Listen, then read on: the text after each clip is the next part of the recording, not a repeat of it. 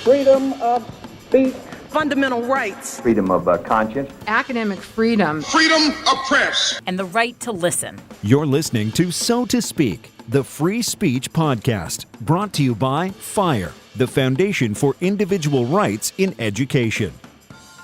All right, let's get started. Welcome back to So to Speak, the free speech podcast, where every other week we take an uncensored look at the world of free expression through personal stories and candid conversations. I am your host, Nico Perino.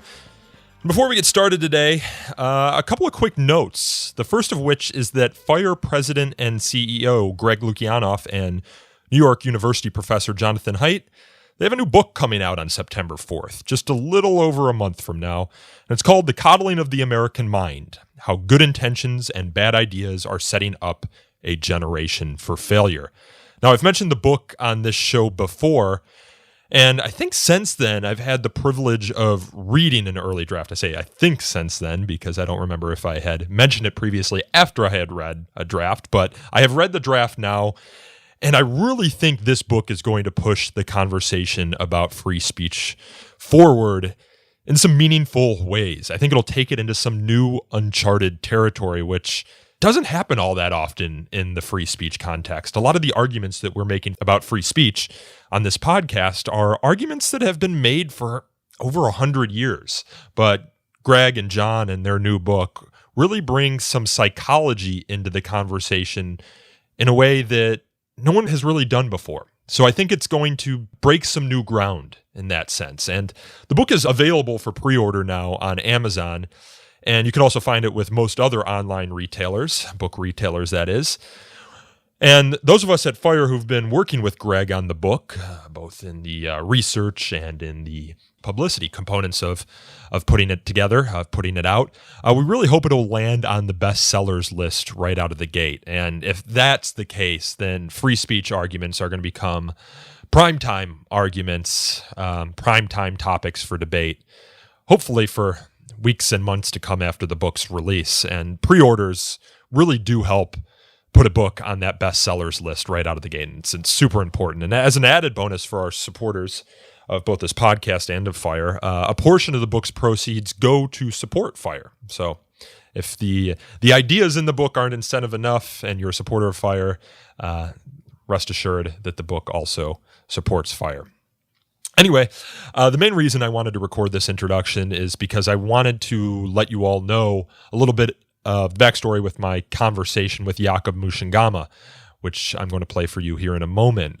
Jacob is the executive director of Justitia, which is a think tank in Denmark, and he's a visiting fellow working on a new podcast called Clear and Present Danger, A History of Free Speech. And it might not actually be appropriate to call it a new podcast because the podcast has been out since January, but it's new in the sense that it's happened, it started this year, and it's newer than this podcast, which at this point is 2.5 years old, or going on 2.5 years old, which is just really hard for me to believe.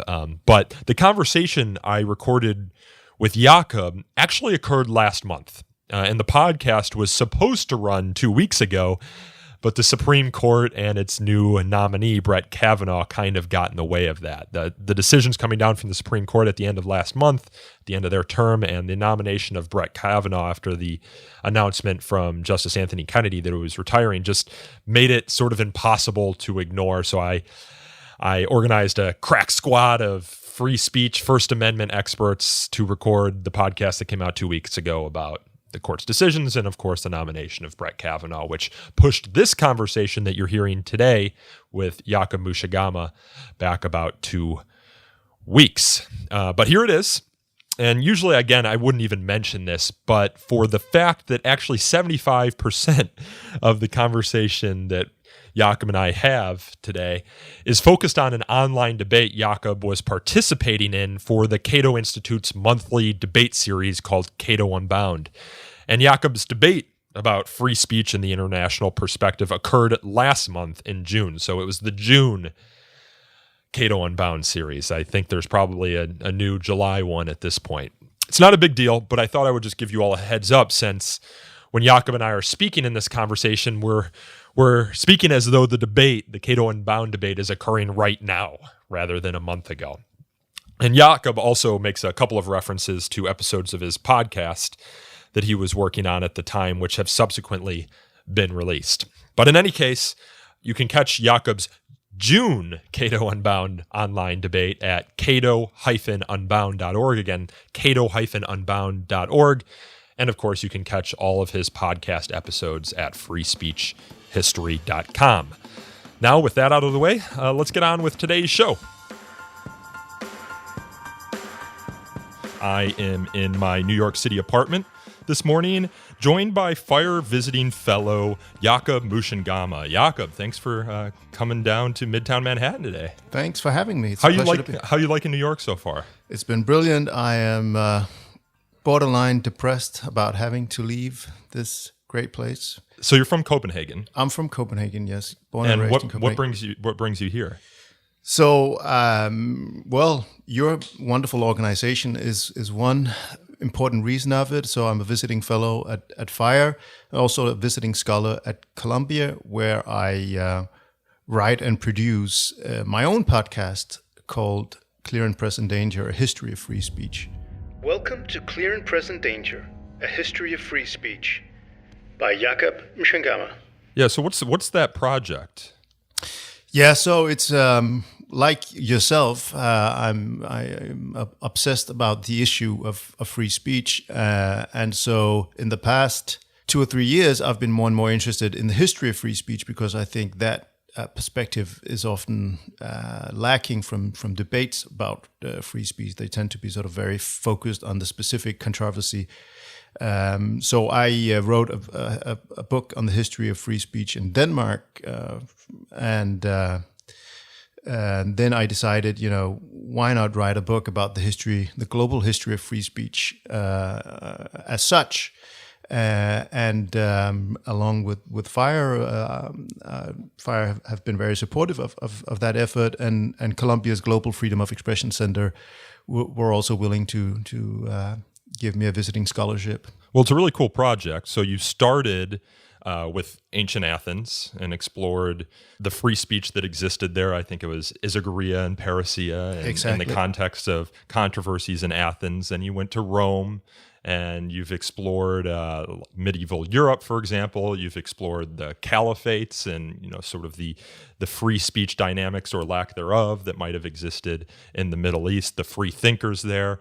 And now you are coming up on the Reformation, if I'm not mistaken. Exactly. Our last episode was where we basically combined the invention of the printing press with the Reformation, because those two meeting each other sort of gave rise to an explosive disruption, really, of Europe at the time. Sort of parallels to social media today. In Very some ways. very much so. We tend to think that the internet is the greatest disruption in communications technology, and we've never experienced anything like it. I would argue that the combination of the printing press and Martin Luther's knack for communicating was a much larger disruption than the one we're witnessing now. You also do these expert opinions on your podcast where, so you have this narrative, scripted narrative that you read out, very engaging. I've learned a lot from it. But then you bring in experts in the field on any given subject, whether it's the caliphates or medieval Europe or ancient Athens. You bring in scholars to kind of shed more light on the topics. Exactly. And to nitpick what you've researched. Yeah, exactly. I'm a lawyer, and obviously not a historian. Even if I was a historian, there's no way you could be an expert on all the different themes and time periods covered. So I think it's important, I do my utmost to research and spend a lot of time reading. I also have research assistants. So I try to be really, and I also try, to state it clearly when there's something, where, there are competing interpretations of what really happened. But it's important also to bring in like experts to give their perspective, and also so potentially set me straight when I've, gone astray. Yeah, it's a great podcast. You can learn more about it at freespeechhistory.com, and I'd urge all of you to subscribe and also review it on iTunes. I mention this in almost every podcast. Reviews really do help attract new listeners to shows.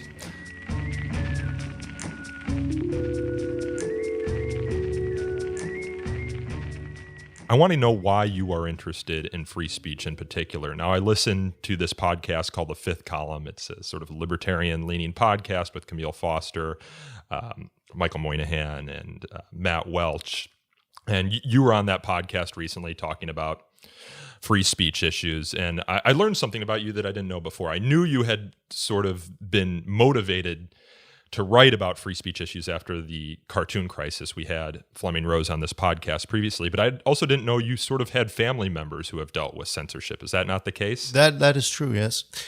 So my father is from the Comoro Islands in East Africa. He used to be in government, a politician, but he's now sort of more on grassroots NGO level. And unfortunately, it's a chronically politically unstable place, the Comoro Islands, with a very inefficient government. So he has been trying to organize general strikes. So what they've actually done a couple of times, the authorities, is to arrest him on hate speech charges, which I think is not funny would be the wrong word, but since I've for a long time been arguing forcefully against hate speech laws in Europe, it was interesting to me that a authoritarian state used hate speech laws to crack down on someone who is a democracy activist. So all he's organizing are general strikes or strikes in protest of the government, and basically the government not delivering basic services and utilities, power outages and not enough water, roads that don't work, all these things that you and I take for granted just don't work. And so having a general strike is a way to put pressure on the government, get your things in order, and obviously the government is not interested in that. And so that's a way to take someone out, say, okay, we're going to arrest you put you in prison for 2 or 3 days, because then you're not able to organize these protests, and we do it on the basis of hate speech laws. So he's been thrown in prison. So he's I mean he and these are just like typically it's 2-3 days perhaps. In his younger days, when he was protesting French colonialism and the first dictator there in the 70s, he spent longer periods in prison. But now it's more like typical like harassment for 2 or 3 days. Get to cool off and make sure that you don't organize protests. So does he still live there? Yeah, he lives there. Yeah. Were you born there? I wasn't born there. I've been there, I haven't been there for 20 years. But I've been there a number of times. Was that the main spark for your interest in free speech, or was it really the I think Danish cartoons? I think I belong to a generation in Denmark where the cartoon crisis really has been formative of my understanding of free speech, along with others, because up until then, it was not really an issue that gave rise to much debate, because Denmark was one of the countries in the world where free speech was best protected, and we had a tradition since the end of, after the Second World War, of basically, I wouldn't say we had a First Amendment tradition, but we allowed communist parties that were clearly sympathetic to the Soviet Union to be represented in parliament. They had a headquarter in Copenhagen with flags with hammer and sickle. You had, not very long time after Denmark was occupied by Nazi Germany, you had, a Nazi party. It wasn't very big, but they could hand out flyers in the street. So we had a very sort of liberal tradition where there was a sort of a political agreement that the best way to fight totalitarian ideas and movements was through open debate, and not hand them, martyr role, and not try to repress them. And then suddenly the cartoon crisis, Jyllands-Posten, Fleming Rose publishes these cartoons, and then, over a period of time, a huge crisis erupts. Yeah, so let's just reflect on what happened there. Jyllands-Posten, which is sort of like the Wall Street Journal of Denmark. It's a very popular newspaper. Fleming Rose was the culture editor, I believe. And there was a situation, I believe somewhere in Africa, where a cartoonist refused to draw pictures of the Prophet Muhammad for a children's book. That was actually in Denmark. There was a sort of a leftist cartoonist who wanted to do a children's book, and he couldn't about the life of Muhammad. And he couldn't get a cartoonist to do that. And there had been some other issues, sort of both in Denmark and in Europe, sort of questioning: are there taboos? Is there a heckler's veto, if you like, regarding issues of Islam, and especially the Prophet Muhammad? And so Jyllands-Posten and Flemming Rose decided to commission cartoons depicting the Prophet Muhammad from Danish cartoonists, and 12 responded, and they were published, I believe, on 30th September 2005.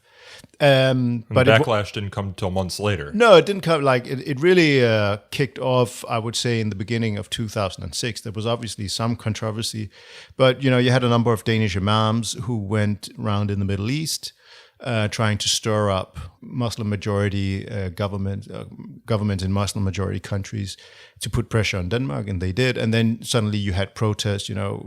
Danish embassy, I think in Syria was burned. Violent protests. A lot of people died around the world. And funnily enough, I think almost everyone who died in riots were in countries where free speech is not protected, whereas in countries where free speech is protected, where normally people wouldn't be able to organize in the way that they organized and protest. No, I mean, if you take Syria is a good case. Clearly, there the regime saw it as a convenient way to sort of pander to Islamists who would otherwise be opposed to them. So and then it just got out of hand and out of control. So a lot of authoritarian regimes in the Middle East and North Africa saw rallying behind Islamists as a way to project themselves as the defenders of Islam, even though they may not themselves have been particularly concerned about the cartoons, and had a long record of putting Islamist preachers in torture dungeons. The outrage in the Muslim world over caricatures of the Prophet Muhammad. Any depictions of Muhammad are offensive to the faithful. But in many Western nations, freedom of expression is a sacred right as well, including the freedom to express offensive ideas. Keeping with this theme of free speech internationally, you're engaging in this debate for Cato in their Cato Unbound series. Every month, I think, they pick a topic, and then they get some leading thinkers in the space to discuss that topic surrounding a lead essay. And yours this month was the lead essay, and the topic is free speech in international perspective. Other thinkers who are chiming in are Anthony Linker. He's a British scholar, Jeremy Waldron, who many people who listen to this podcast might be familiar with his work surrounding hate speech. He wrote a book called The Harm in Hate Speech, advocating for hate speech laws. Many people who are in the free speech community see it as the most nuanced, articulate advancement of the argument in favor of hate speech. And then Jonathan Rauch, who our listeners will be well familiar with. So my idea for this podcast, if you're so inclined, is to go through the essay systematically. So we can start with your essay, which is How Censorship Crosses Borders, and then look at some of the responses from Anthony Linker and Jeremy Waldron, which were a bit critical. And then we'll close with Jonathan Rauch, and I want to get your responses to all these essays. Now, we don't have Anthony Linker here. He's in the UK. We don't have Jeremy Waldron or Jonathan Rauch here. So I'm going to do my best to represent these positions. Yeah, certainly.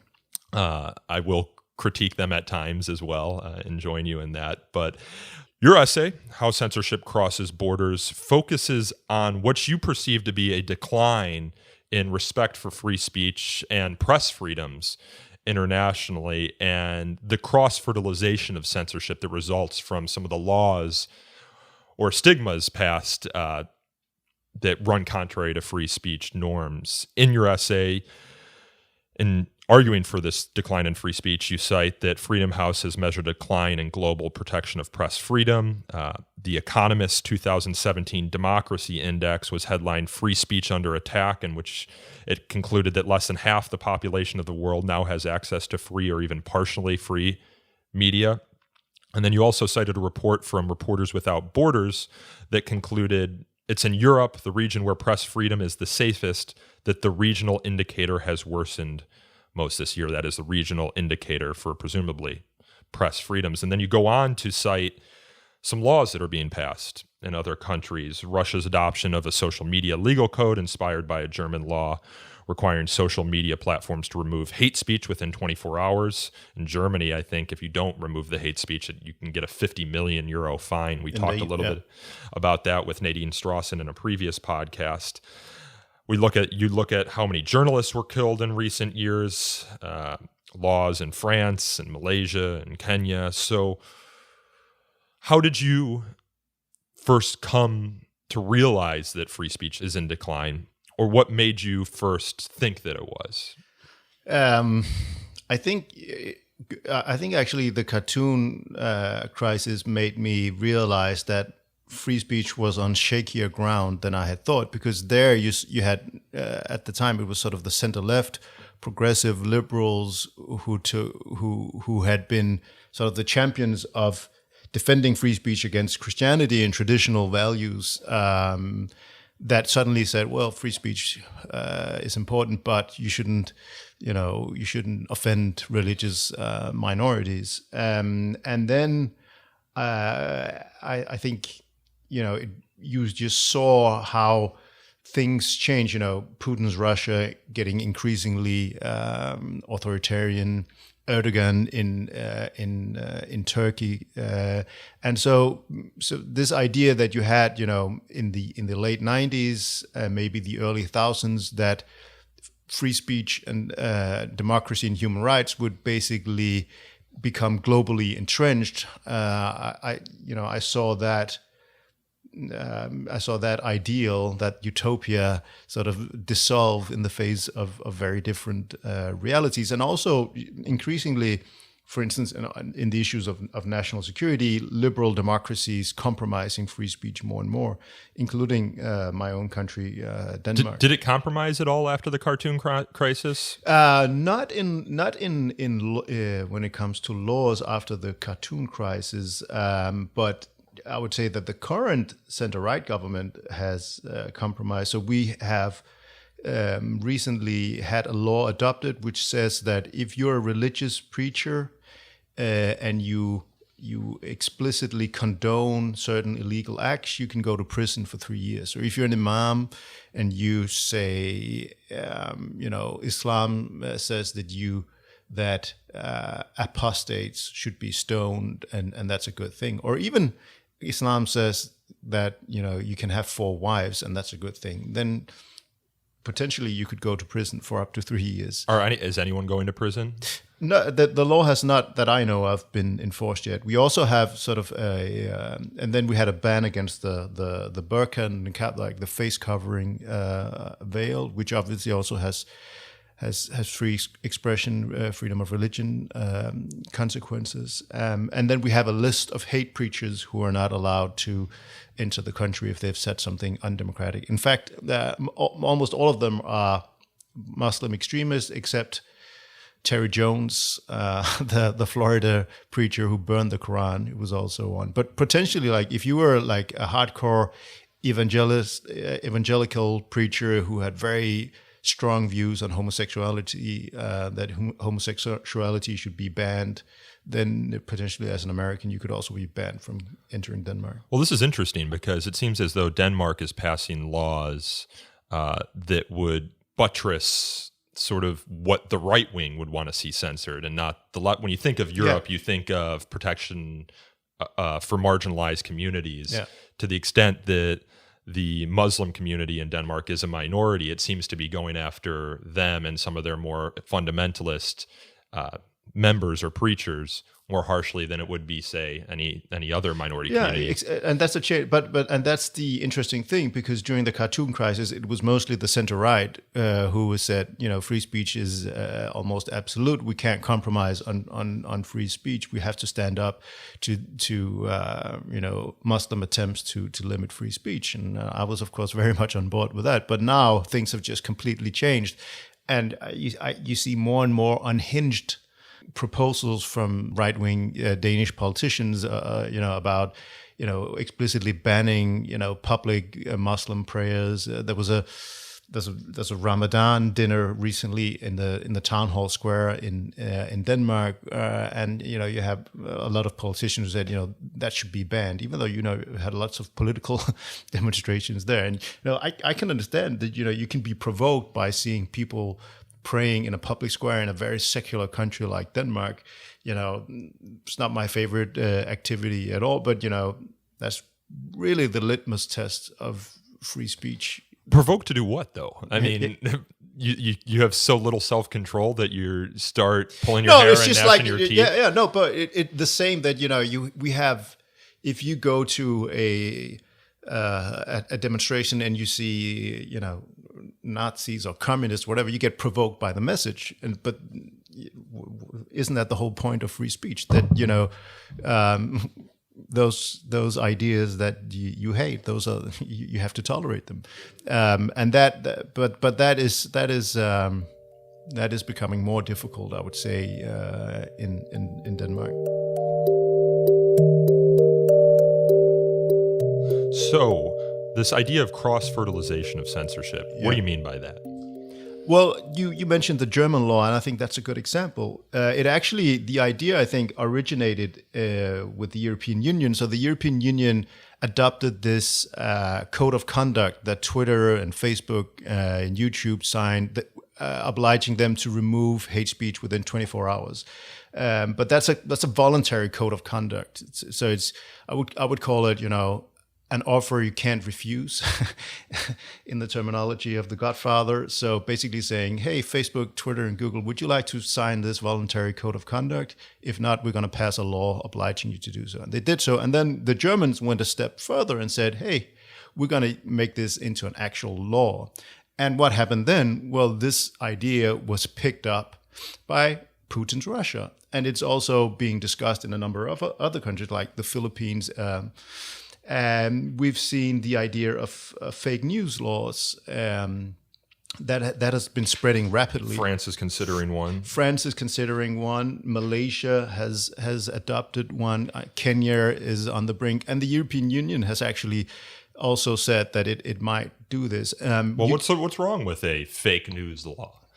Well, it would be interesting to in this country, for instance, to see how it would be applied, or who would decide. Exactly, who would decide? I don't think in this country you'd be able to get Republicans and Democrats to agree on which media were the peddlers of fake news and which ones were the dependable ones. I think. Wait, you don't think Democrats think CNN is fake news?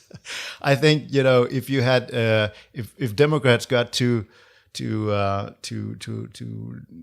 draw up the list, it would probably be Fox or Breitbart and so on, and Republicans would shut down CNN and MSNBC and so on.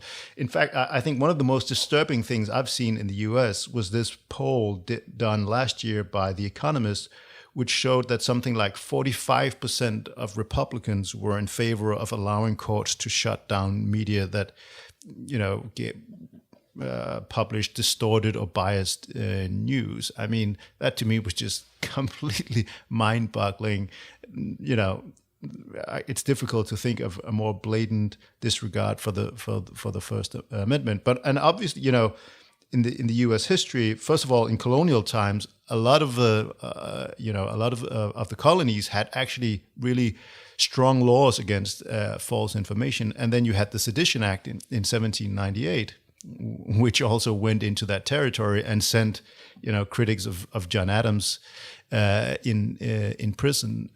If you take the French Revolution during the Terror, you had false information was a crime punishable by death.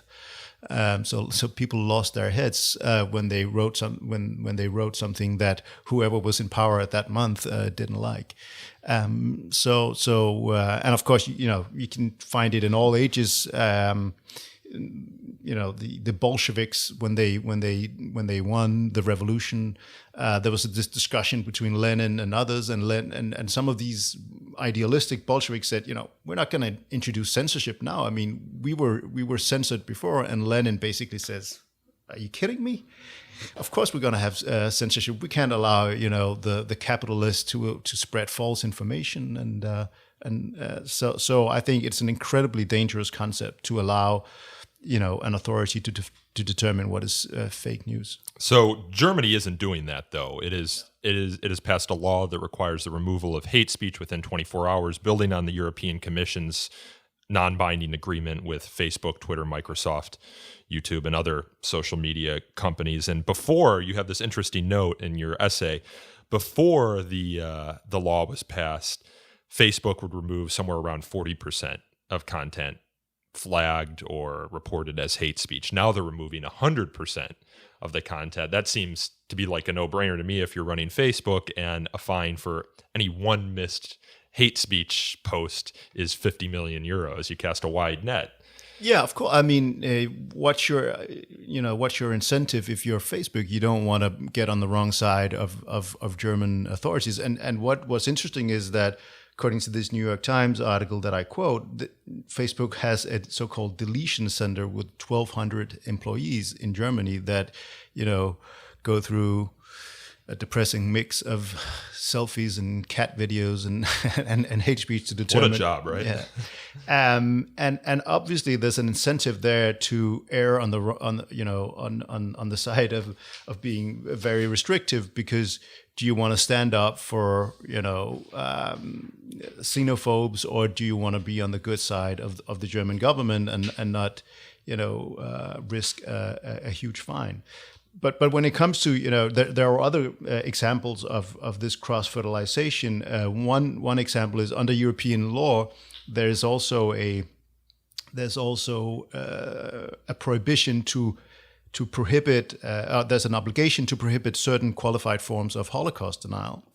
And then you had Central and Eastern European states that said, wait a minute, we lived for a long time under communist totalitarian systems. We also want the denial of communist crimes to be a crime. The EU so far has rejected that, but a number of these states have basically taken Holocaust denial criminal codes from countries like Germany, Austria, and then made their own just said, well, these are applicable to communist crimes. So that's another example of cross-fertilization of censorship. In the social media context, you compare what is happening to the Congregation of the Index, which was responsible for the Index of Prohibited Books established by the Catholic Church in 1559. Why do you do that?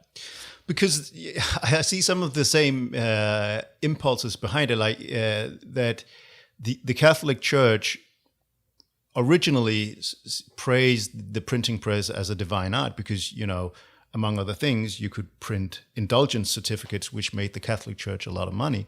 But then Martin Luther comes along, and he becomes the most widely read author in Europe, and he writes these incredibly effective pamphlets that just hammer away at the authority of the Church, and Europe fractures, and so the Catholic Church becomes extremely concerned.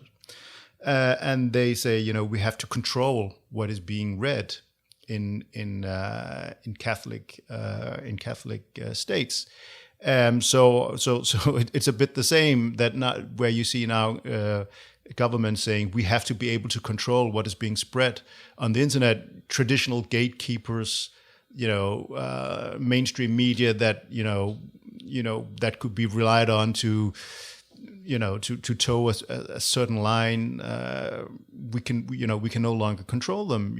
Ordinary people can say whatever they want, and that's dangerous to the social cohesion. So in certain ways, especially Facebook says they want to use artificial intelligence to weed out hate speech and other sorts of illegal speech. If they do that, if they roll that out globally, then obviously it'll be a much more efficient instrument than the index on censorship. The index was, in certain ways it was efficient, but sometimes, often they couldn't read like English or German, so lots of books would just pass through, and they also didn't always have ways to always enforce it. So that's why. Is your issue with what Germany is doing the fact that a government is compelling these social media companies to censor? Or even if that didn't exist, there wasn't this German law and social media companies were policing speech in this way on their own, would that still be a problem? Because Jonathan Rausch, in his response to your essay, the essay is entitled Free Speech as Norms Erode, he argues that we should think of social media companies like Facebook as publishers. And publishers have always sort of served as a gatekeeper, trying to get the most compelling arguments on its publishing platforms, ensuring fake arguments or fake news isn't on their publishing platforms, and removing that which is fake. And he sees Mark Zuckerberg, through the use of AI and through the use of human intelligence, trying to figure out how Facebook can make that work as a new generation publisher. And he thinks the German government can't compel them to do that in a way that would be effective, but we should allow Mark Zuckerberg to have the chance on his own. Yeah, I think that it's definitely more problematic when you have a government compelling someone to do it, because it will inevitably, all laws that restrict free speech reflect power in a certain sense. So at a basic level, the red lines drawn will be those that those in power don't like. It will be aimed at the speech that those in power find most troubling. So that's obviously a problem when you compel social media companies to do it. Facebook on its own, obviously they have a right as a private company to set certain standards, and they shouldn't be compelled, on the other hand, to allow porn or whatever. I think the problem is that the market share, whatever you want to call it, of Facebook has become so dominant. So maybe if there were like 3 or 4 Facebooks with different standards, it would not become such a monopoly on how speech standards are being used. But if and I'm not saying that is the case, but if Facebook, with its dominance in many jurisdictions, police speech in a manner that is politically skewed, so saying, people on the right have less leeway in making controversial arguments than those on the left, or certain groups are more protected than others, then I would say de facto it has the potential of being a problem. Not one that I think we can solve legally, not one that fits neatly into how we understand free speech. But I guess you could approach it in the same way that FIRE approaches, free speech on private colleges and universities. Say, we acknowledge that the First Amendment does not apply here, but as a university, you have committed to ideals of academic freedom, and you should uphold them. Even through your contracts, through your student handbooks, and just handbooks. like the ideal of being a place where different ideas can engage each other.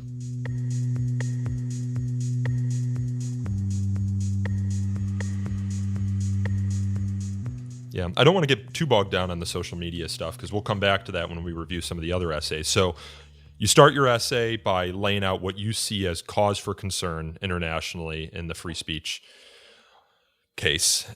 Then you move next to talking about this cross-fertilization of censorship and how censorship in one country doesn't stay within those borders and has a way of influencing or encouraging other states to pursue censorship laws or hate speech codes or speech codes of another form. And then you sort of end your essay by talking about studies of free speech and its outcomes, because the burden is on us as free speech advocates to prove that free speech results in greater political freedom and more prosperity and more fulfilled lives. But how do we analyze that? It's really hard to isolate variables in a way to determine the positive or negative effects that an environment that sees open discourse might have on any given society. So you are trying to do that with the political scientist Rasmus Speak Anderson. Did I pronounce that correctly? Yeah. How are you doing that? Well, we look at we use a number of huge data sets, and then we look at obviously correlations between free speech, media freedom, internet freedom, and different types of conflicts. And I don't think you, as you said, you can't. It's very difficult to isolate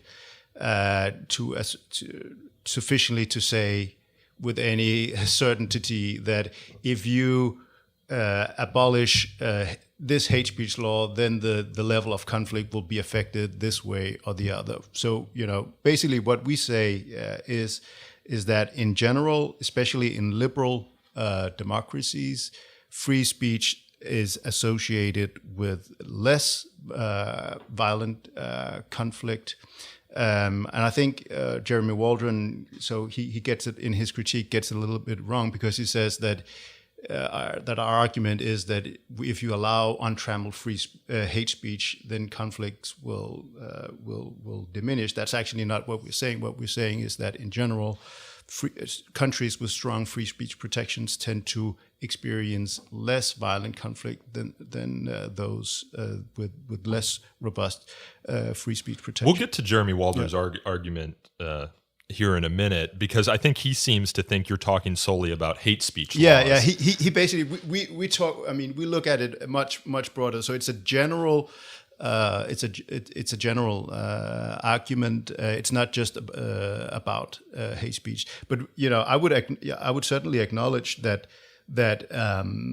speech can and has led to violence. For instance, there are studies showing that in Rwanda, for instance, you had radio stations that incited violence during the genocide there.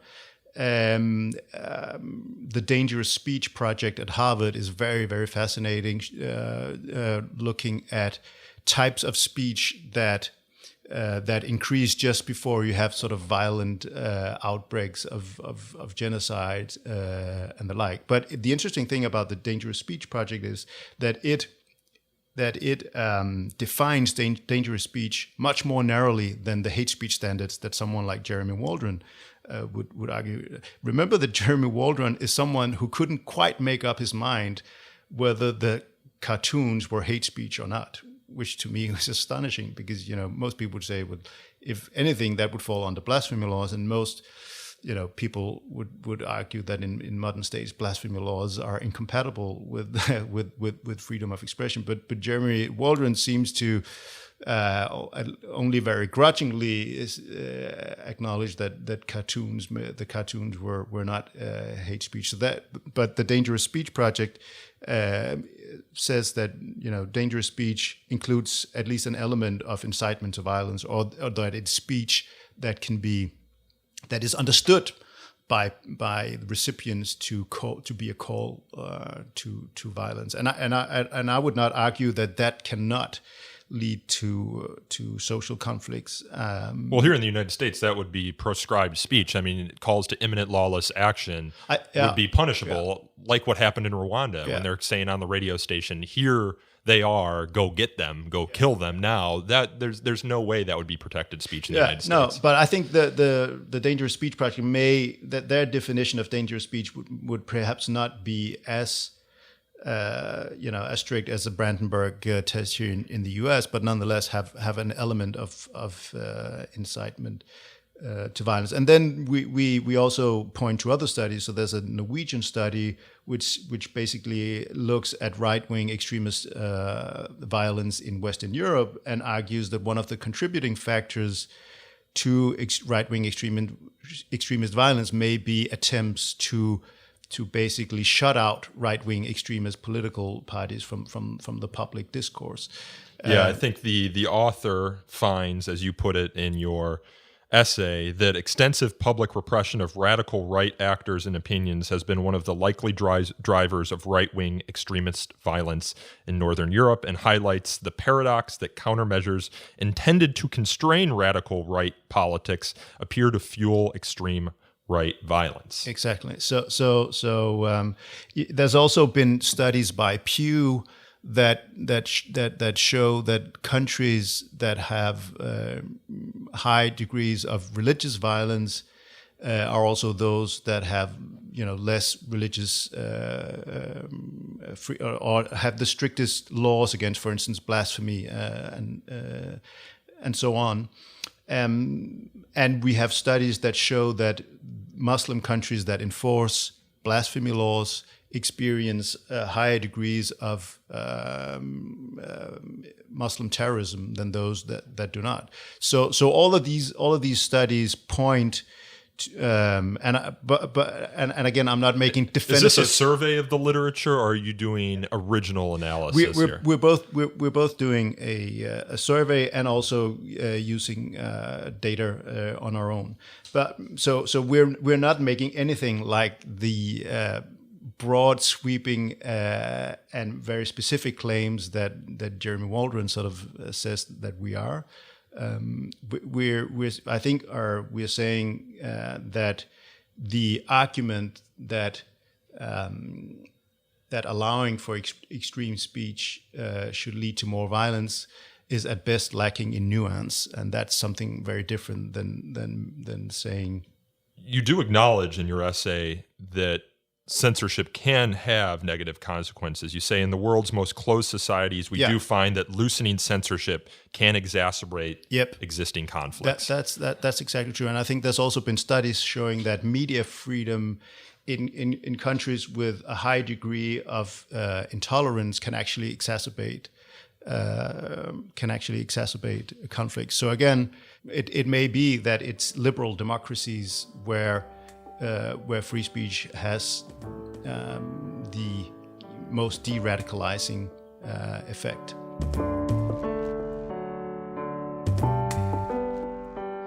So let's move on to Anthony Leaker's response to you. So he was the first essay response in the Cato Unbound series, and this can all be found on Cato's website.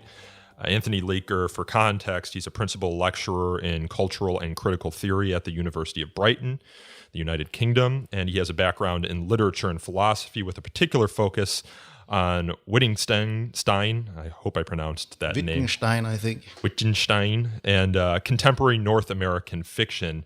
And he's actually writing a book right now called Against Free Speech. And that's the title of his essay here as well. And I think that book comes out in the fall, and I'm going to try and get him on the podcast once it's out. But his main argument in his response to you seems to ignore a lot of the arguments you're making and makes this blanket claim that just free speech argument generally is a Trojan horse. He says, in my view, the world is likely to, and indeed has, become less free, secure, and prosperous precisely because of the policies, ideologies, and values endorsed and promoted by the very people who insist on fostering the idea that there is a free speech crisis, or who use free speech as a Trojan horse for advocating right-wing ideologies. What do you make of that argument that free speech is just a Trojan horse to push some retrograde ideologies, for people like Milo Yiannopoulos and Richard Spencer to advance arguments that seem to be attacking marginalized communities in the United States and elsewhere, and that when they are criticized or when they face consequences for that speech, they then fall back on the free speech argument and not necessarily on the defense of their underlying arguments that got them in trouble in the first place? I think there's certainly no lack of hypocrisy and double standards on free speech. I wouldn't say that it's exclusive to the right. I think it also exists very much on the left. I think it exists among most human groups because we have strong confirmation bias as a species. But that to me does not take away from the general principle of free speech. Just because someone advances free speech when they're, when someone tries to shut them down or no platform them from a university or use it when they're criticized, does not make invalid the principle of free speech as such. Plus, free speech if we take it seriously, must obviously also protect people who are disingenuous and have ideas that Anthony Leaker disagrees with. I mean, when I boil down his essay, it basically, I cannot come to any other conclusion that Anthony Leaker doesn't like free speech because a lot of people whose ideas he hates exercise their right to free speech and invoke free speech when they're deplatformed or they're taking measures against them, and then some of them do so hypocritically.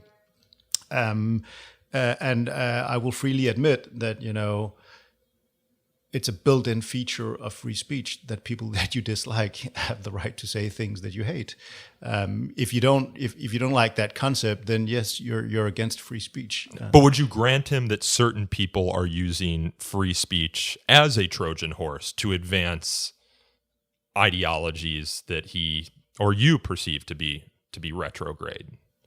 Sure. I mean, that the right, for example, has taken up the cause of free speech lately precisely because in some jurisdictions or some states, their ideologies are no longer respected by a majority or a vocal minority, whatever it might be. Sure, and then you have to, the test is always then, are these people then also defending their ideological enemies? And if they're not, you don't say, well, then free speech is no longer a valid principle. You call them out saying you don't really care about free speech. I mean, that someone, advocates free speech on on a hypocritical basis does not. Well, it could be that they're not being hypocritical. I mean, some of these people might defend free speech for all. But they're using free speech as cover for the advancement of other ideologies. But then it's not a cover. Then you're just exercising your free speech to advance ideas that you and I may find retrograde. But there's always going to be. So then we need to call them out and say that what you're doing here is not becoming a free speech advocate. You're just ignoring the conversation that you were having originally, or that we want to have with you, by taking cover under the free speech principle. Yeah, I mean, if you are suggesting that if I criticize Milo or someone and he says, "Oh, you're against my free speech," which they sometimes do. Yeah, I mean, then that's just That's not hypocritical. That's just understanding the principle. Yeah, that's just. I mean, then you flunk first year of free speech 101. Because free speech, one of the important reasons of free speech is exactly that, we should have robust debates and we can debate the underlying issues. I mean... But in some cases, precisely the people Anthony Leaker would support are more or less building the Trojan horse for the right, insofar as they're enabling this free speech argument precisely because they're pursuing censorship of the people that they should otherwise just be criticizing. Exactly. I mean, if Anthony Leaker and all those who most vehemently despise Milo and his ilk, if they were not attempting to no platform him and in Europe use hate speech laws and so on, then there wouldn't be there would be no hill to die on for the Milos of this world, because they would just be out there. They could advance their ideas. You could engage them or you could ignore them, whatever you wanted, but you wouldn't give them the martyrdom of free speech. And let's not forget that martyrdom is really really efficient platform for rallying the troops and those who agree with you. I mean, Western civilization, you have Jesus, you have Socrates. I mean, that's both of them died because of things that they said and ideas that they spread, and their ideas still live on. Well, Jesus certainly. He was a threat to the political order through the advocacy of his ideas. People see him, the scholarship, not so much as as being put to death for his religious beliefs, but more or less his political beliefs. I mean, so you have this debate, like the Gospels try to paint a picture of him being being executed for blasphemy, whereas biblical scholars tend to say no, it was actually he was seditious against the Romans. Yeah, and the main source of evidence for that is that the Romans didn't crucify blasphemers; they crucified political dissidents. And also, his statements did not technically constitute blasphemy under Jewish law, at least according to some scholars. I actually want to do an expert opinion on the trial of Jesus, but have that's one of the things I want to do on the podcast because it's quite interesting. And of course, Socrates. There's disagreement there as to whether he really was a martyr for free speech or whether he was put to death or forced to drink the hemlock for other reasons. Exactly. I mean, was he the most virtuous man in history according to John Stuart Mill, or was he really sort of an anti-democratic demagogue who had enabled treasonous Athenians to overthrow whatever? I mean, both of them clearly became among their supporters martyrs, and the fact that they died catalysts for causes, for huge movements. And and you see that again and again. So when if you really, one of the things I've taken away from doing this history of free speech is that repression and censorship can work, but then you really have to go all in. I mean, if you do it as a democracy where you fine people or remove their content or maybe just put them a few days in jail, you're more likely to create martyrs and create a platform. If you really want their ideas to disappear, you have to be like the medieval Inquisition where or the Soviet Union and send some assassins to Mexico to kill to put an axe in the head of the greatest dissident the country had. Trotsky, for those who aren't not familiar with the story. So Trojan horse, he then goes to say the free speech defense inverts actual power relations. For example, the people making racist statements assert their victimhood when called out for their racism, decry censorship, while at the same time, Anthony Laker argues, denying their critics a voice. And they also refuse to consider how the conditions or terms of communication are not only biased, but structured in their favor. How would you respond to the argument that some of these people who he alleges are using the free speech Trojan horse to give cover to their other retrograde ideologies are denying their critics a voice? Are you seeing that so much? I don't know how you are denying someone a voice. I mean, if you're, let's take Charlottesville. If you're, a KKK neo-Nazi, have, really hardcore racist views, and you publicly protest in Charlottesville, then you exercise your First Amendment rights. But I don't see that. How does that silence minorities? Well, I think this is what, because I've read a lot of these sorts of arguments before, I think this is what Anthony Leaker would say. He would say that an environment which is riddled with racist, sexist, xenophobic statements creates an environment whereby people in those communities, in those minority communities, feel afraid to speak out. Yeah. And maybe that's how the voices are denied. Maybe research has been done on that, but I would say there's certainly no lack of racial justice, social justice initiatives in this country. You have Black Lives Matter. Every time I go into my office in the Riverside Church, there's a banner for Black Lives Matter when I take the elevator up. And you have lots of conversations about that. And I would say, compared, and again, I'm not an American, I'm not an expert on this, but if you go back to the 60s and the civil rights movement, you had people being arrested in the South for kneeling and praying outside town halls. In Georgia, you had people being arrested for holding up a sign with one man, one vote. And these sort of civil rights activists had to, their First Amendment rights were denied by biased local judges and had to be upheld by federal courts.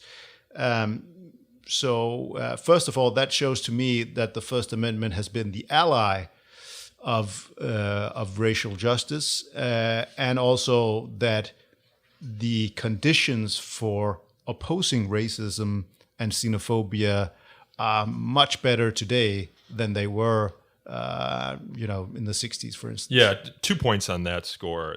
You have this great line in your response to Leaker where you talk about the former slave and civil rights activist Ida B. Wells, how she combined bravery with journalism to document the sickening extent of lynchings in the South, and whites retaliated by burning down her newspaper, which was called Free Speech, forcing her to flee to the North amid an avalanche of death threats. And, presumably in an environment with robust protections of free speech, you would protect people like Ida B. Wells. And, at a certain point, the First Amendment really did come to the defense of civil rights activists, even if the promissory note wasn't fulfilled. And you talk about Frederick Douglass as well, Exactly. who was a big advocate of free speech after his abolitionist meetings in Boston were shut down by mobs. But I would grant Anthony Leaker this point.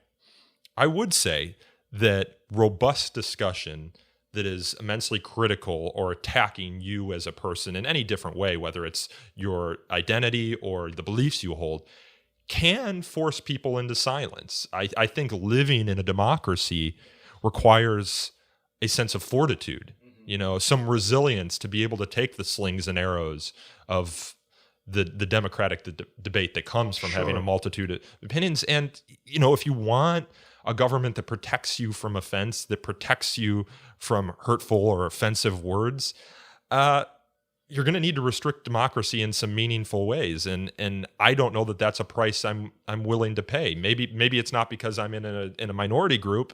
Maybe minority groups think that those lines can be drawn in a way that doesn't hurt democracy. But my opinion, my bias is, then you get constriction of immigration debates. You get constriction of affirmative action debates. You get the religious right winning in the South during the civil rights era. I don't like the idea of how those lines will be drawn and who will be enforcing them. Yeah, and it's true. Conformity and and fear of being attacked rhetorically can certainly mean that you apply self-censorship, but that is not limited to racist or that can be anything. It can be anything. That can be when I say something stupid on Facebook and get ganged up by 10 of my closest friends are telling me I'm an idiot. I mean, that for some people that animates them and they dive into debate. For other people, they sort of cower, maybe delete their post, and it's a choice you make. If Anthony Leaker's argument against free speech becomes very popular, and lots of people started, ganging up on people who made pro-free speech arguments, then presumably perhaps some of those who made pro-free speech arguments could, feel afraid to advance them in the public. Does that mean that we should limit Anthony Leaker's ability to criticize free speech? No, I don't think so. He says in his essay, if there is a free speech crisis at all, then it is the free speech has been co-opted to serve anti-democratic ends, has become the rallying point of decidedly unemancipatory political formations, has been evoked to attack equal rights, social justice, and basic norms of tolerance and inclusion. In this guise, it is far removed from the Millian, that's the John Stuart Mill, ideal of serving the pursuit of truth, progress, and the improvement of mankind. What do you make of that argument? Well, again, it's this idea that free speech should serve basic ideological ends that Anthony Leaker agrees with, and I'm not familiar with Leaker's work apart from his essay, but it seems to me that he would find it very difficult to agree with most sort of mainstream political ideas today, and that he would find a lot of what we would say more mainstream political ideas to be retrograde and repressive, maybe even racist. So if free speech were to serve the ends that Anthony Leaker would seems to say is the precondition for real, true free speech, then that would disqualify a whole lot of people. But he seems to think his side will win. Well, yeah, that's. I guess that's not impossible. But I think that the reality would be that if we were to give up on free speech, let's say tomorrow Anthony Leaker wins the case, the First Amendment is repealed, we remove free speech protections from human rights conventions and constitutions in Europe. Then I think very quickly we would see that it would not be a world where free speech protections were molded along the lines that Anthony Leaker would want everywhere, and that political majorities would very soon find ways to restrict free speech in ways that Anthony Leaker would be against. The essay that you wrote responding to Leaker sort of envisions a world where Anthony Leaker wins out. Yeah. And talks about some of the laws or legal environments that might develop in the United States and elsewhere. Talking about in the UK, Prime Minister Jeremy Corbyn has strengthened laws against religious hatred by reviving a previously defeated bill making it a crime to insult the religious feelings of believers.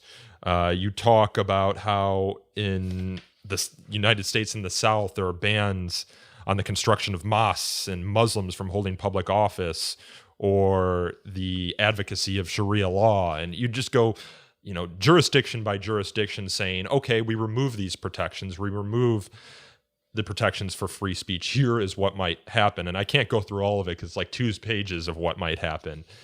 But I'd urge our readers to go check it out. One of the things I think Leaker is concerned about, and we've already touched on this a little bit, is the idea that that free speech has opened a path for the civil rights movement, for the women's suffrage movement, for the gay rights movement.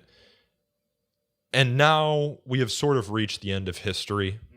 We have accomplished most of what we want to accomplish, so we can close the door behind us. And what we see the First Amendment and free speech protections doing now are, because they've won so strongly and the court precedent for them is so good, being moved in other directions, protecting corporations or protecting sort of economic rights. And I went to a March symposium at Columbia University, where you are a visiting fellow. The symposium was called A First Amendment for All, ? Free expression in an age of inequality. And I was really struck by all the panelists there. It was admittedly a progressive conference, but they all looked skeptically at the First Amendment, not necessarily as sort of in the scholarly skeptical way that one might look at the First Amendment if they're called upon to figure out where its holes might be, but rather I think, deeply felt that the First Amendment was no longer moving in a direction that is a force for good. And that's, I think, where people like Anthony Leaker come from. I think if we lived in a First Amendment environment that was the 1970s, for example, the civil rights movement has just won or is winning. Women's suffrage has passed, albeit decades before.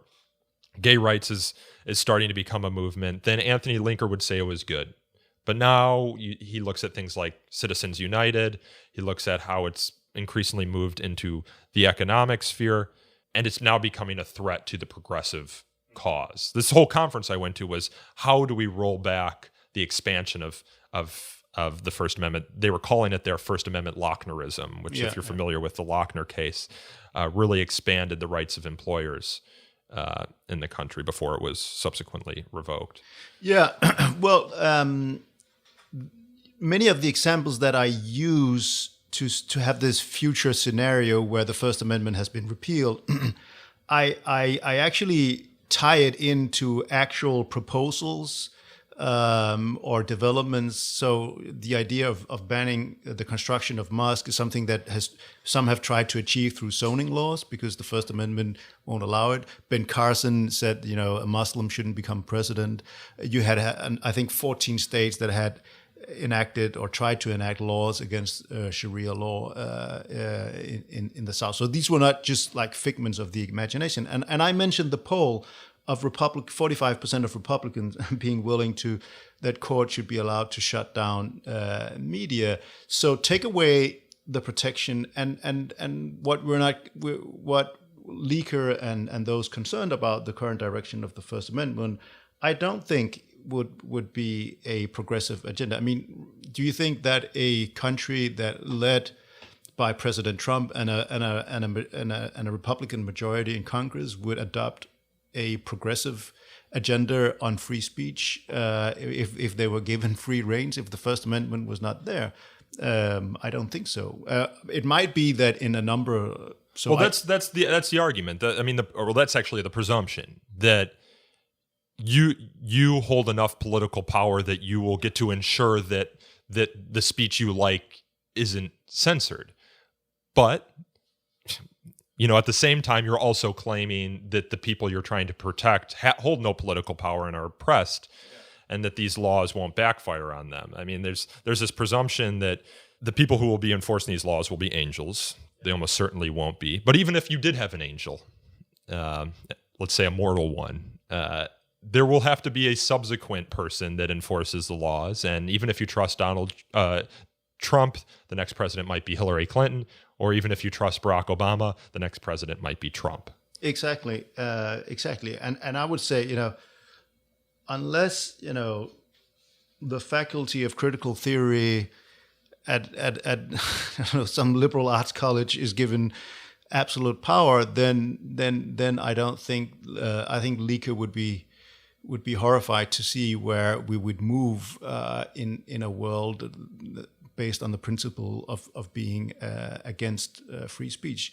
And we see it. I mentioned in Denmark that now the center right has sort of limited free speech. I think that has been, or at least should be, a wake-up call for the Muslim minority in Denmark, because they were the ones who were calling for limits on free speech during the cartoon crisis.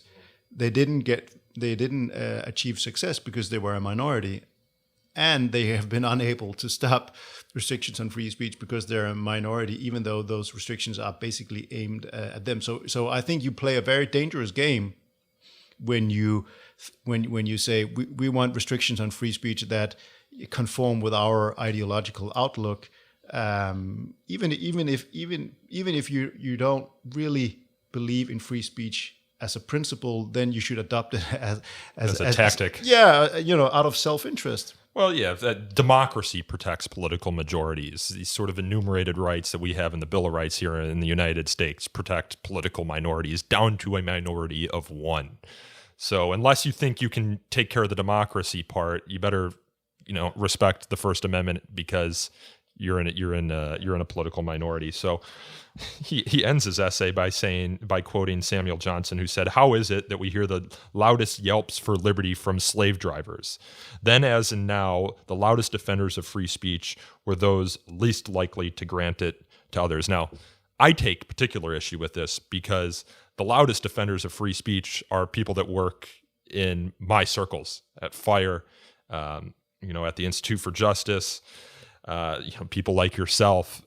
I don't see anyone in those communities who does serious free speech work on a day-to-day basis calling for censorship of others. No, I really don't see that. So this is a nice rhetorical flourish, Anthony Leaker, but the free speech defenders I know, the ones who are doing it sincerely and most loudly, are not trying to deny it. And even like if you take an organization like PEN with Suzanne Nossel, which is very progressive, they certainly don't call for censorship, and they advocate free speech and acknowledge its worth. So there are certainly also good people on the left and in progressive liberal circles who acknowledge free speech.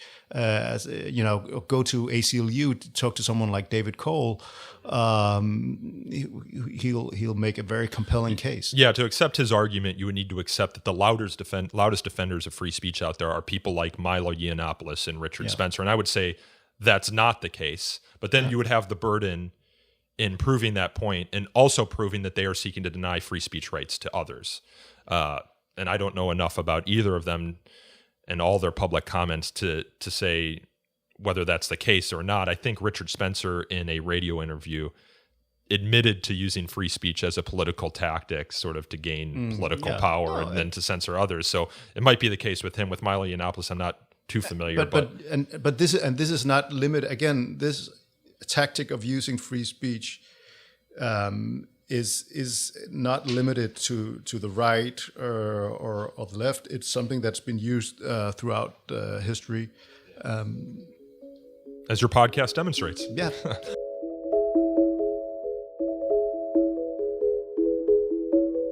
So let's move on now to Jeremy Waldron's critique of your essay. Jeremy Waldron, for those unfamiliar with him, teaches legal and political philosophy at New York University School of Law. Until recently, he was also a professor of social and political theory at All Souls College, Oxford University. And as previously mentioned, in 2012, he wrote the book, The Harm in Hate Speech. So the focus of Jeremy Waldron's essay is pretty much to ask questions of you about the research, the survey research and data research that you're conducting about the efficacy of free speech in creating positive outcomes.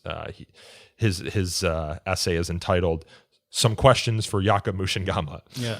So the first question, let's roll through them, and let's try and do it pretty quickly because we're over an hour here already, and I still want to get to Jonathan Rausch's essay.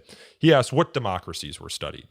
Yeah, so we included most countries in the world, I think excluding those with less than 1 million people. So it's a pretty broad category of countries. Now he writes, among advanced liberal democracies, only the United States does not enjoy the benefit, such as it is, of legal restrictions on hate speech. Was it just a case of comparing the United States with the rest, with Australia, Canada, France, Germany, Israel, New Zealand, Norway, Sweden, the United Kingdom, and so on? So how were the comparisons? No. Like I said, it's not just comparing. I don't think we actually compared just the U.S. I should say that being a lawyer, it's Rasmus Andersen who has done the coding. It's not something that I have done, but no, that's not the case. And also, I think Jeremy Waldron makes the mistake of assuming that this all is about hate speech. We mentioned that earlier. Which is not. It's much broader data sets than that. Yeah, I suspect that you can derive insights into a democracy or authoritarian country's respect or lack thereof of free speech without comparing it to like a control group like the United States, for example, which is what Jeremy Waldron seems to be suggesting. Because like there are groups that do surveys of economic freedom, and there isn't any sort of benchmark country in which all those countries are compared to. They're sort of all compared against each other. Of course.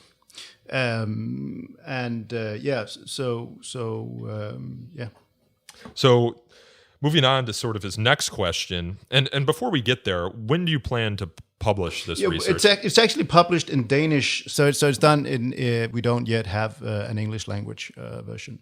But what I'll do just like your 1,000-page history of free speech in Denmark, right? Exactly. What I'll do though is in my reply to Waldron is that I'll obviously translate some of the things from the Danish versions, some of the graphs and so on to be included. Waldron also says the question also needs to be answered because the essay presents the study as sometimes being about political freedom in general and sometimes about free speech in particular. Many of the countries I have mentioned will say that they are at least as free politically as the United States. Some would say emphatically that they are much more so. So what is it that is supposed to prevent social conflict? Political freedom in general, or the absence of hate speech laws in particular? Now, we already talked about the problem with him focusing on hate speech because that's not something you did, but so it's the robust I would say generally it's the robust protection of free speech that is associated with less violent conflict. So it's not isolated to hate speech laws, which again is where I think he makes a mistake. He's got a couple of other questions on hate speech too, which is partially my fault, because I just wrote about the study in very few sentences, so he can be forgiven for making assumptions that are not relevant to the study. He has an interesting line in his response that confuses me, and I hope you can sort of help me parse out what he means. He said, the British legislation, and I think he's referring to like a hate speech law or of some sort. The British legislation prohibits the stirring up of hate against adherents of a given religion, but it doesn't prohibit criticism of the religion itself. Should this be coded for the purposes of your study as an instance of legislation protecting freedom of speech, or is legislation limiting freedom of speech? My initial instinct is, in either instance, it would be a piece of legislation limiting freedom of speech, whether it's just going after people who are stirring up hate, however that's defined, against adherents of religion, or criticizing them. But basically the data sets that we use on freedom of expression and media freedom are based on a number of different categories, so to get an aggregate score on where you are in terms of freedom of expression and freedom of media. So it's not isolated to hate speech laws, which makes the argument with Waldron somewhat difficult, because that's what he overwhelmingly focuses on. Let's move to Jonathan Rauch now as we close out this conversation. His response was free speech as norms erode. Jonathan Rauch, for those of our listeners who didn't listen to our first ever podcast over 2 years ago, I think at this point, that podcast was with Jonathan Rauch. It's one I'm actually particularly proud of. He's a longtime supporter of fires and free speech advocate. He's a senior fellow in governance studies at the Brookings Institution. He's the author of 6 books and many articles on public policy. And most famously, he's the author, at least in our circles, most famously, of the 1993 book, Kindly Inquisitors, The New Attacks on Free Thought, which was published by the University of Chicago Press, and a book I recommend to all of our listeners. I think if I would recommend any one book on free speech, it would probably be John Stuart Mill's On Liberty, but then the close second would be Jonathan Rauch's book. But his main point, he's got 2 main points. The first one we've already sort of touched on is whether social media companies should be considered publishers, and as such should have some latitude to determine what gets published on their platforms. His argument is that Facebook can't edit everything, but thinking of it as a publisher makes the flaws of the German approach clearer. Editorial standards set in law and enforced by bureaucrats are both overbroad and ineffective. Responsible publishing judgment backed by laws against libel, threats, and other traditionally actionable abuses works better. Journalists have been successfully exercising it for generations. And then he talks about Mark Zuckerberg's model for policing social media. He says Zuckerberg's answer is a new kind of editing. First, artificial intelligence will boil the ocean, as they say in Silicon Valley, sifting through huge quantities of data to identify and rectify most problems. Then thousands of humans will make calls in hard cases. He goes on to say, or ask, how well Zuckerberg's hybrid model will work? It's impossible to know in advance, but it deserves a chance. I imagine, you are a historian of free speech, that when the printing press first came out and knowledge started to be disseminated on a mass way, now you still had the problem of most people not knowing how to read, so it couldn't be disseminated in the same way social media posts might have.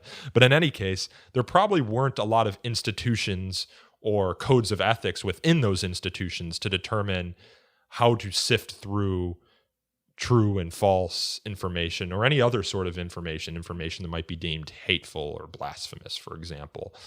And is it the case that it's just too soon to say whether social media has failed, given that it's an institution that's really only existed for a little over 10 years, to say that the printing press and news outlets, which came much later, were a failure because they weren't figuring out ways to eradicate yellow journalism through private codes of ethics, I think would have cut short the progress that those institutions made over the coming decades by instituting sort of like checks and balances, editorial standards, and whatnot.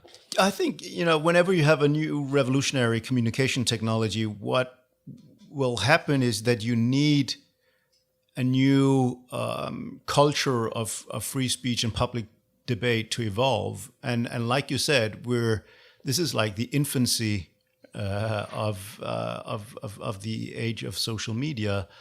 So in terms of social media literacy, most of us have not come very far. I suspect, or at least I hope, that most people will not be as gullible, perhaps, towards fake news and digital echo chambers as the first generation social media users were, because we've sort of figured out that, not just because something confirms your ideological outlook in a Facebook post does not necessarily mean that it's that it's true. And yes, there are actually malicious actors out there who want to affect our political processes and so on. So, but I don't know that that's what Rausch is so much arguing, that we need to, after any new technological innovation, we need to learn to uphold a culture of free speech. I think what he's saying is these social media companies don't need free speech. They're publishers, just like the Washington Post and the New York Times is, albeit in a different way. And we would never expect like a truly robust culture of free speech in the pages of the New York Times.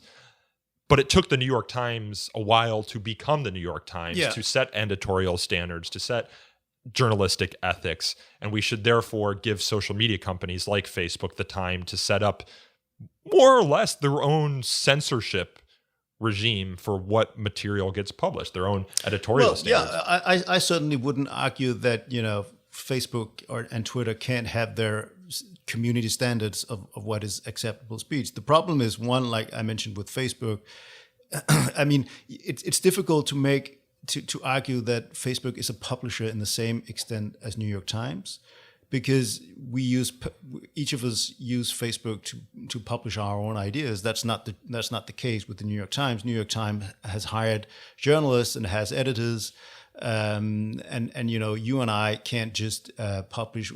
If I write an op-ed tomorrow or write then the chances of that getting into the New York Times are pretty slim. Whereas, so everything that is put out by the New York Times is reviewed by an editorial process, and that. But I think what Jonathan would argue is that you're trying to fit social media into the same publishing framework as the Washington Post and New York Times, and I sort of tried to do that too in drawing comparisons. But Jonathan would argue that it's different. Yeah, but it's still a publisher, and it's still. And I don't have the perfect answer for it. I think, like I said, a huge problem is when governments try to compel social media companies to toe a particular line. It is not in it as such a problem to have community standards, but how they should be drafted, what they should include and exclude, and how they should be enforced is a very, very difficult question. I'd like to see a world where you had more social media companies and not just Facebook and Twitter. Yeah, exactly. And ones that Instagram, which is owned by Facebook, or YouTube, which is owned by Google. Ones that might have different community standards, so there'd be more plurality. Well, I remember, I kind of grew up with MySpace. I remember how, if you were on social media, you were on MySpace back in 2004, for example. And I think one of the downfalls of MySpace was the sort of freewheeling nature of it, down to the fact that you could alter the HTML on the page if you had any even basic coding knowledge. And this created weird pages in a weird environment that, I think parents might argue wasn't safe for their kids, and you never knew what you were going to get on any given page. So if I'm a business owner of a social media company and I see the lesson of MySpace, I might look at what Facebook's doing and trying to curate content as a business necessity. Yeah. But, you've already acknowledged that they have the right to do that, but I think you and Jonathan would agree that the government mandating it is the problem. Yeah, that's the huge problem I point to here, and And that might, like I argue in the article, that might also have repercussions for Americans if you say Facebook chooses to base its AI on the German model, because the idea of Facebook is to be a global community and not to, be balkanized into having different standards. So there's an important conversation, debate to be had on that. And I simply do not have the perfect solution of how we, even in the absence of, even if Germany were to drop its law tomorrow, I don't know how what would be the perfect solution for how Facebook should regulate content on this platform. I have to admit. Fortunately, I don't have to think about it yet because I'm only about to, we're still working on our second part of the Reformation. So I want to close up by touching on something Jonathan Rauch wrote about in the end of his essay that sort of surprised me. He wrote that he wasn't all that alarmed by European speech codes because they were embedded in free societies. But now those free societies are being overtaken by demagogues. In the past, if I haven't been as alarmed by European speech codes as Mchangama is, it's because these theoretically oppressive statutes, again, are embedded in fundamentally free societies whose publics will tolerate a certain amount of bureaucratic foolishness, but not wholesale censorship. In the hands of Theresa May or Emmanuel Macron and their supporters, hate speech laws worry me a little. But in the hands of Trump or Viktor Orban or Jaroslaw, I don't know how to pronounce that Polish last name, or Marine Le Pen and their supporters, these hate speech laws worry me a whole lot more. And it surprises me that Jonathan Rauch makes this argument because it seems a very clear free speech argument to me that you would never want to pass one of these laws because you never know who will hold power next. Yeah. But he seems to say, they never bothered me because... Yeah.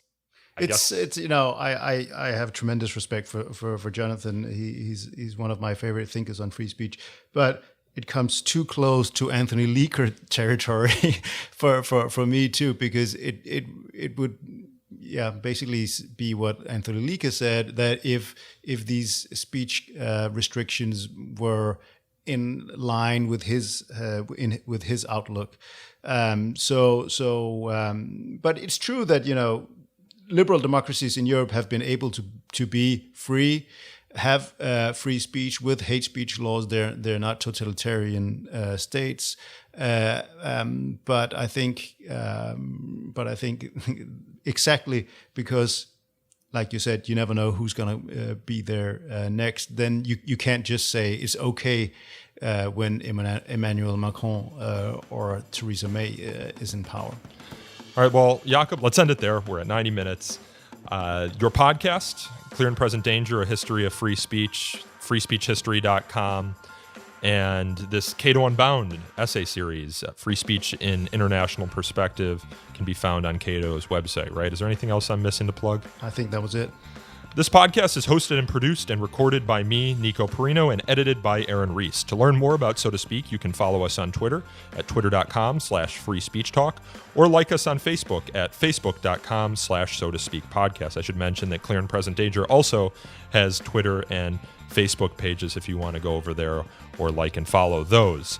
As in regards to this podcast, you can email us feedback at sotospeak@thefire.org or call in a question for a future show at 215-315-0100. If you enjoyed this episode, please consider leaving us a review on iTunes, as I mentioned every week. And after you subscribe to Jacob's podcast, Clear and Present Danger, and if you enjoy it, please also leave a review on iTunes for that podcast as well. And until next time, I hope everyone is enjoying their summer, and thank you again for listening.